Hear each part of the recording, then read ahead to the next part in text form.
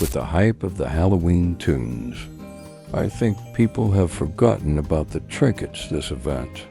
I love the new Halloween tunes and their stats are top tier.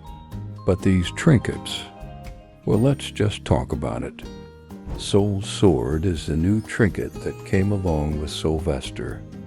Soul Sword will slow a Twisted by 15% for 30 seconds when that Twisted hits you, and this doesn't stack.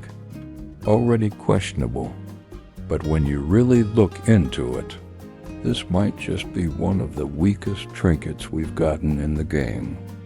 For reference, Blushy Bat, a trinket you can get for free when joining the Blush Crunch group, does essentially the same thing, but better.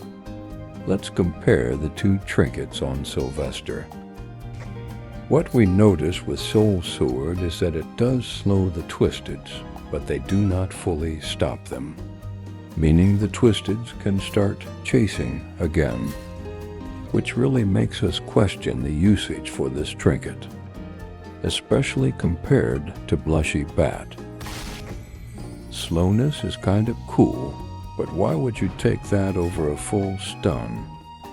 With Blushy Bat, it makes escaping or pausing a chase way easier, which really got me thinking what was the true purpose of Soul Sword to begin with. The only thing that made sense logically at the time was that it was a trinket for someone to help stun Twisteds or a tune with a lot of hearts. Someone could use this trinket to make fast Twisteds like Gordy or Pebble become easier to distract for half a minute.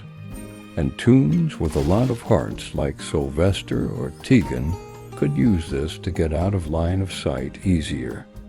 But really, no matter how you try to cut this, using Soul Sword to try and make Twisteds easier to get away from after getting hit doesn't make any sense when you can just use better trinkets / team comp to avoid Twisteds better in the first place, and not needing to take that heart to be slightly useful.